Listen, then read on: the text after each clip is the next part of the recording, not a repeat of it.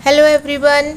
आज हम पढ़ने जा रहे हैं geography 6 standard lesson number 3A water bodies oceans and seas. So let us start with this chapter.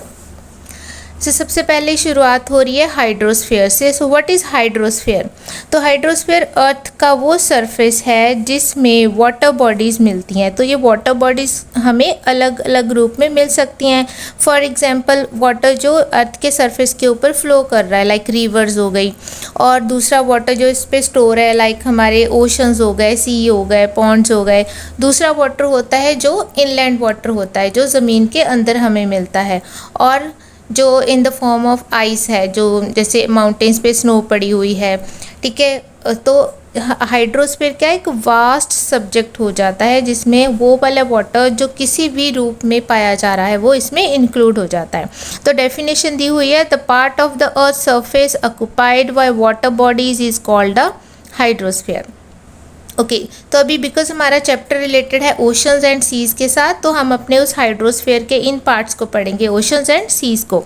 So ocean क्या है? इसने अराउंड 2/3 एरिया अर्थ का अपने अंडर लिया हुआ है। हमारे जो हाइड्रोस्फीयर है उसका 2/3 पार्ट, या फिर कह लो कि हमारा जो लैंड पोर्शन है अर्थ का, ग्लोब का, उसका 2/3 पार्ट जो है वो हमारे इन ओशंस ने ही ऑक्यूपाई करा हुआ है। देन स्मॉलर वाटर बॉडीज़ कौन सी होती हैं? लाइक लेक्स हैं, रिवर्स हैं। ठीक है, ये बाकी इंपॉर्टेंट वाटर बॉडीज़ हैं जो इसी हाइड्रोस्फीयर का पार्ट होती हैं। ओके, तो यहाँ पे लिखा हुआ है कि वो कितने परसेंट है water? That is 71% of water on the earth surface, जो कि क्या है? सॉल्ट वाटर है, सॉल्टी वाटर है। ठीक है, ओके, तो कितने ओशंस हैं हमारी अर्थ के ऊपर? We are having 5 ocean. सबसे पहला है पैसिफिक, देन है Atlantic ocean, then Indian ocean, फिर Arctic, and the last one is the southern ocean है। ठीक है, तो यहाँ पे नेक्स्ट पेज पे हमारे पास मैप दिया हुआ है जिसमें इन ओशंस को शो करा हुआ है। फॉर एग्जांपल यहाँ पे सबसे जो टॉप मोस्ट पार्ट है दैट इज़ आर्कटिक ओशन, फिर उसके नीचे आ जाता है अटलांटिक ओशन, लेफ़्ट पे है पैसिफिक, राइट पे भी है पैसिफिक। बिकॉज जो हमारा ग्लोब है वो एक राउंड शेप होती है, तो उस राउंड शेप को जब सीधा करा गया है तो ये जो मीन्स एजेस थे उसके, जहाँ से उसको अलग करो, मान लो अगर आप राउंड कोई बॉल है उसको काट के फ्लैट करना चाहते हो, तो जहाँ से उसको काटा गया था वो एक ये वाला एज हो जाएगा कि ये वाला एज हो जाएगा, इसलिए पैसिफिक ओशन 2 साइड पे दिया हुआ है। उसके बाद आता है हमारा इंडियन ओशन। तो 5 ओशंस हैं हमारे, और देन ये सारे हमारे कॉन्टिनेंट्स हैं। तो आज हम इन्हीं ओशंस के बारे में पढ़ेंगे। Okay, then ocean life, living things जो भी हमारे ओशंस के अंदर या ओशन के ऊपर सरवाइव कर रही हैं वो सारी की सारी ओशन लाइफ में इंक्लूड होती हैं। तो सबसे पहले हम बात करें ओशन प्लांट्स की। तो जो ओशन प्लांट्स हैं, पानी के अंदर रहने वाले जो प्लांट्स हैं, वो जनरली कहाँ ग्रो करेंगे? वो जो वाटर सरफेस है उसके लगभग बिल्कुल पास में। क्यों? बिकॉज उनको सनलाइट चाहिए ज़िंदा रहने के लिए।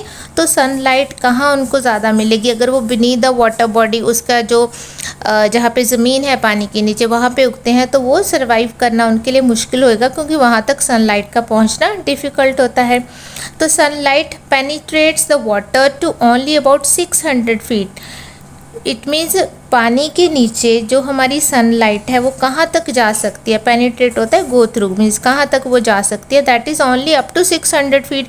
इसलिए जो वाटर प्लांट्स हैं वो सरफेस के थोड़ा पास ही उगते हैं। और हमारे वो इन वाटर बॉडीज़ में, ओशंस में बहुत सारे प्लांट्स उगते हैं। उन प्लांट में कुछ एक बहुत ही छोटे प्लांट्स होते हैं, कुछ एक बड़े भी होते हैं, लाइक फंगी भी होती है, that is the very small plant. तो यहाँ पे हमारी जो बुक में एग्जांपल दी हुई है दैट इज़ ऑफ फाइटोप्लैंक्टन। तो फाइटोप्लैंक्टन की अगर डेफिनेशन आती है, because this is important, paper में आ सकते हैं ऐसे क्वेश्चन। तो फाइटोप्लैंक्टन क्या है? ये 1 सेल्ड प्लांट है। ठीक है, एक ही सेल होता है इसमें, और ये बहुत छोटा होता है, टाइनी प्लांट होता है, और this is also a kind of fungi.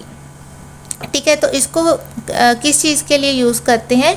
बहुत सारे जो वाटर एनिमल्स हैं वो इसको अपना एज अ फूड खाने के तौर पे वो यूज़ कर सकते हैं। और बहुत सारी ग्रासेस होती हैं, बहुत सारे अदर प्लांट्स होते हैं जो पानी के अंदर उगते हैं।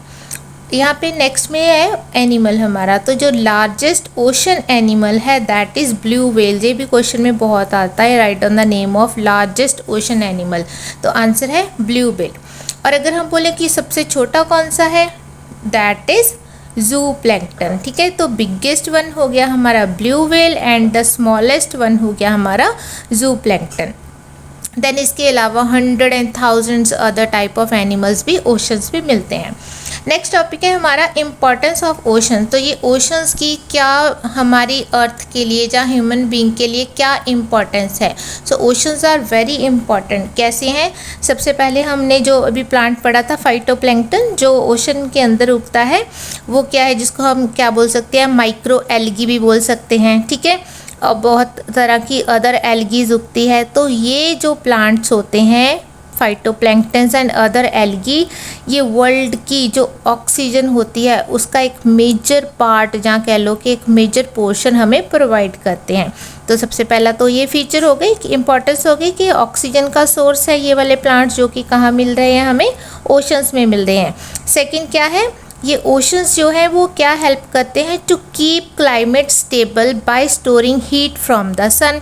अभी जो डे टाइम में वाटर होता है वो सन की लाइट को, सन की हीट को, मीन्स हम लाइट तो नहीं कह पाएंगे, सन हीट को क्या करता है, ऑब्जर्व कर लेता है, और रात के समय वो उस टेम्परेचर को मेंटेन रखने में, अर्थ के टेम्परेचर को मेंटेन रखने में हेल्प करता है।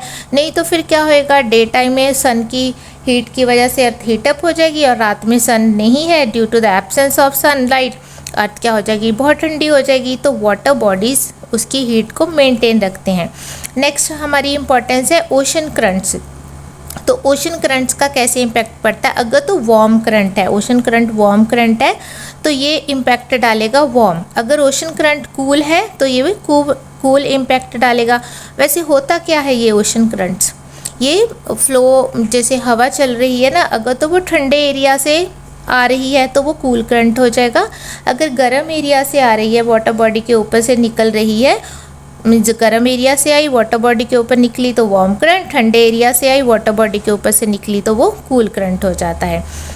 ओके, उसके बाद ये तो होगी सारी की सारी इम्पॉर्टेंस की, बहुत सारी इम्पॉर्टेंस है। लेकिन यहाँ पे जो ह्यूमन बीइंग है, जो हम लोग हैं, वो बहुत कंट्रीब्यूट करते हैं इन मीन्स इतने इम्पॉर्टेंट सोर्सेज जो ह्यूमन बीइंग के लिए बहुत इंपॉर्टेंट है, इन ओशंस को पॉल्यूट करने में हम कोई कमी नहीं छोड़ रहे हैं।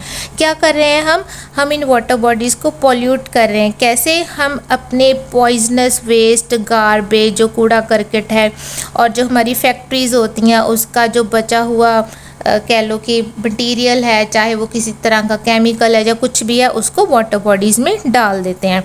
तो वो जो वाटर बॉडीज़ है, लाइक वो चाहे रिवर है कोई, ठीक है, चाहे कोई कैनल है, वो फाइनली कहाँ पे आके मिल जाएगी, इन ओशंस में ही मिलनी होती है। तो ये वाले ओशंस पॉल्यूट हो रहे हैं, इनका पानी पॉइजनस हो रहा है, जिसकी वजह से जो मेरीन लाइफ है, पानी के अंदर रहने वाली लाइफ है, वो ख़त्म हो रही है, जा कह लो उनकी लाइफ को बहुत ज़्यादा हार्म पहुंच रहा है। इसके अलावा ओवर फिशिंग जो करते हैं, अगर हम बहुत ज़्यादा फिशिंग करनी शुरू कर देंगे, ठीक है, तो उससे क्या होएगा, जो इनका मीन्स अंदर रहने वाली फिशेस होंगी उनके फर्दर डेवलपमेंट के ऊपर इम्पैक्ट पड़ता है। फिर ऑयल स्पिल्स क्या होता है, अगर पानी में कोई किसी भी तरह का कोई ऑयल है वो लीक कर जाता है तो उसको ऑयल स्पिल कहते हैं। जैसे अभी हम ऑयल के टैंकर्स को ट्रांसपोर्ट करते हैं इन वाटर बॉडी के थ्रू, तो समटाइम एक्सीडेंट हो जाते हैं, वो ऑयल के टैंकर्स पानी में डूब जाते हैं, तो पानी के ऊपर वो ऑयल फ्लोट करने लग जाता है। तो ये वाला जो ऑयल है, जिसको ऑयल स्पिल कहा गया है, वो भी इस जो लाइफ है इन ओशंस के अंदर रहने वाली, जो ओशंस के ऊपर सर्वाइव करने वाली, उनको बहुत ही हार्म पहुंचाता है, नुकसान पहुंचाता है। तो यहाँ से अगर आप इस टॉपिक एक बनाना चाहो तो यहाँ पे वो हो जाएगा कि हम ह्यूमन बीइंग कैसे रिस्पॉन्सिबल है इन वाटर बॉडीज़ को नुकसान पहुँचाने में। ओके, अभी हम पढ़ेंगे वन बाय वन अपने इन ओशंस के बारे में। तो फर्स्ट ओशन है the Pacific ocean. Pacific ocean है द लार्जेस्ट ओशन, ठीक है। It covers around 1/3 of the area of earth. तो यहाँ पे आप अंडरलाइन कर सकते हो, अगर नोट्स बना रहे हो तो लिख सकते हो कि the largest ocean is the Pacific ocean and it cover around 1/3 of the area of the earth. Okay, तो ये इतना बड़ा है कि अगर हम सारे कॉन्टिनेंट्स को इकट्ठा कर देते हैं, ठीक है, जितने भी हमारे कॉन्टिनेंट्स हैं उनको अगर इकट्ठा कर देते हैं तब भी ये लार्जर होएगा, बड़ा होएगा उनसे। दूसरा क्या है, it is the deepest ocean, तो लार्जेस्ट होने के साथ साथ ये डीपेस्ट भी है। देन है Mariana trench, this is the deepest ocean trench. Trench क्या होता है, फॉर एग्जांपल अगर कोई वाटर बॉडी है उसके एक पर्टिकुलर पार्ट जो कि बाकी एरिया से बहुत ज़्यादा डीप होएगा उसको बोल देते हैं, ठीक है। ओके, तो अभी हमने पढ़ा कि पैसिफिक क्या है, लार्जेस्ट है, डीपेस्ट है, ठीक है। और इसमें और क्या है, the continent of north and South America extend on one side of the Pacific ocean और दूसरी साइड पे एशिया एंड ऑस्ट्रेलिया है, ठीक है। तो ये 4 कॉन्टिनेंट इस ओशन के दोनों साइड्स पे हैं। सेकेंड ओशन है हमारा द अटलांटिक ओशन, तो अटलांटिक ओशन है सेकेंड लार्जेस्ट ओशन ऑल्सो, ठीक है। तो this is the second largest ocean of our world. Then इस पे कौन से कॉन्टिनेंट आसपास सिचुएटेड हैं, that is the between North and South America एक साइड पे हैं, यूरोप एंड अफ्रीका दूसरे साइड पे हैं, ठीक है। यहाँ पे आप देख सकते हो जैसे ये वाले कॉन्टिनेंट्स यहाँ पे शो हो रहे हैं, तो कौन सा कॉन्टिनेंट किस किस ओशन की साइड्स पे है, ठीक है। तो यहाँ पे अच्छे से शो हो रहा है। तो अटलांटिक ओशन जो हमारा है ये 1 है, तो ये नॉर्थ अमेरिका है, इधर यूरोप है, अफ्रीका है और यहाँ पे साउथ अमेरिका आ जाता है। तो ये इसकी शेप कैसी है, कोई स्मूथ और परफेक्ट सीधी सीधी शेप नहीं है इसकी, तो इसलिए लिखा गया है this is irregular shape of this continent, ठीक है। अभी यहाँ पे अदर फीचर क्या है, Atlantic ocean is longer than the coast line of the Pacific. अभी हमने पढ़ा पैसिफिक ओशन कौन है, that is the largest ocean of the world का सबसे बड़ा सबसे डीपेस्ट ओशन है, लेकिन कोस्ट लाइन किस ओशन की सबसे ज़्यादा लॉन्ग है, that is of Atlantic ocean. ये आपने ध्यान में रखना है। यहाँ पे है कि ऐसा क्यों है, अगर क्वेश्चन आता है कि why the coast line of Atlantic ocean is the biggest even than the Pacific ocean, तो अपने रीज़न देना है because of its indented coast line. कि यहाँ से आप बताओगे, मैं यहाँ से आपको शो कर देती हूँ कि ये जो एरिया है that is covering more land portions due two means irregular shape of this. अगर रेगुलर शेप होती है, जैसे हमने पहला पढ़ा था ना पैसिफिक, ये पैसिफिक था, इसकी रेगुलर शेप थी, ये जो लैंड पोर्शंस है वो रेगुलर शेप है। लेकिन यहाँ पे क्या है कि ये अंदर को जा रहे हैं लैंड पोर्शन, जिस वजह से कि उनका जो एरिया होता है वो बहुत ज़्यादा हो जाता है, इस वजह से इसकी जो कोस्ट लाइन है वो मीन्स पैसिफिक से भी ज़्यादा है। अभी कोस्ट लाइन क्या होती है, अगर आपको कोई डाउट है तो जो कोई लैंड पोर्शन के आउटर एरियाज़ हैं वो जो वाटर बॉडी के साथ अटैच हो रहे हैं, जुड़ रहे हैं, उस नैरो लैंड पोर्शन को हम कोस्ट लाइन बोलते हैं। ओके, आगे हम पढ़ते हैं कि ये जो काइंड ऑफ फीचर्स पढ़ते हैं हम कि अटलांटिक ओशन की क्या फीचर्स हैं, क्या इम्पोर्टेंस है।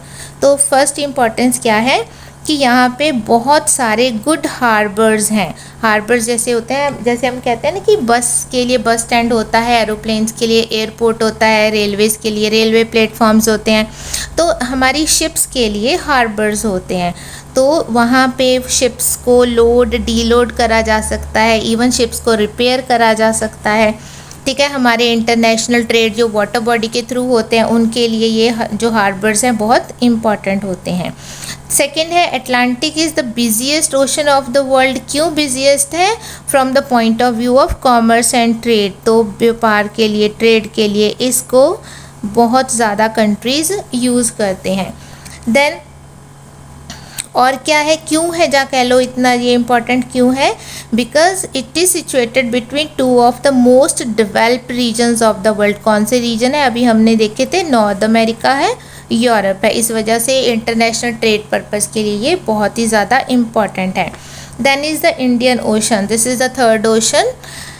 Then it is bounded by land mass on 3 sides. तो कौन सी 3 साइड्स हो गई ये, लुक एट हियर। तो ये हमारा इंडियन ओशन है, ये Africa, India, then Australia, then number of island countries हैं यहाँ पे। तो जो इंडियन ओशन है वो 3 साइड से लैंड पोर्शन से बाउंडेड है और एक साइड से ये कह लो कि ओपन है। देन यहाँ पे फिर एंटार्क्टिका शुरू हो जाता है। तो ये वर्ल्ड का एक लौता ओशन है जिसका नाम किसी कंट्री के नाम से रखा हुआ है, and we are very lucky कि ये ocean Indian ocean means India के नाम से इस ओशन को जाना जाता है। ओके, तो अभी हम इंडियन ओशन के बारे में थोड़ा सा और पढ़ लेते हैं कि कौन से एरियाज़ हैं। जैसे मैंने बता दिया कि अफ्रीका है, इंडिया है, ऑस्ट्रेलिया है। देन जो यहाँ पे अगर क्वेश्चन आता है कि why this name as a Indian ocean is given to this ocean और any ocean other than this Indian ocean not having any name related to any other country, तो यहाँ पे आप आंसर दे सकते हो कि ये क्या शो करता है कि जो इंडिया है, पुराने समय से इंडिया बहुत इम्पॉर्टेंट प्लेस रहा है in the field of trade. ठीक है, तो जो व्यापारी होते थे, ट्रेडर्स होते थे, वो अपनी अपनी कंट्री से अपनी शिप्स लेके इस इंडियन ओशन के थ्रू इंडिया में एंटर होते थे और यहाँ से ट्रेड करते थे, अपना सामान लेके आते थे और वापसी में इंडिया से बहुत सारी चीज़ें, स्पेसिफिकली वो स्पाइसेस वगैरह इंडिया से लेके वापस जाते थे। तो ट्रेड एंड ट्रांजैक्शन के पर्पज़ से इंडिया बहुत इंपॉर्टेंट कंट्री था, जिस वजह से ये जो इंडियन ओशन है मीन्स इस ओशन को नाम दिया गया इंडियन ओशन कंट्री के नाम से। ओके, देन हमारा जो नेक्स्ट ओशन है that is the Arctic ocean. तो Arctic ocean lies within the Arctic circle and the north pole. तो अगर हम इस मैप की बात करते हैं जो हमारा वर्ल्ड का मैप है, तो सबसे टॉप पे यहाँ पे जैसे जो टॉप डायरेक्शन होती है, अपर मोस्ट पार्ट होता है वो नदर्न हेमिस्फीयर का, जिसको हम नॉर्थ पोल बोलते हैं। तो बॉटम में होता है साउथ पोल एंड इधर होता है वेस्ट एंड इधर होता है हमारा ईस्ट।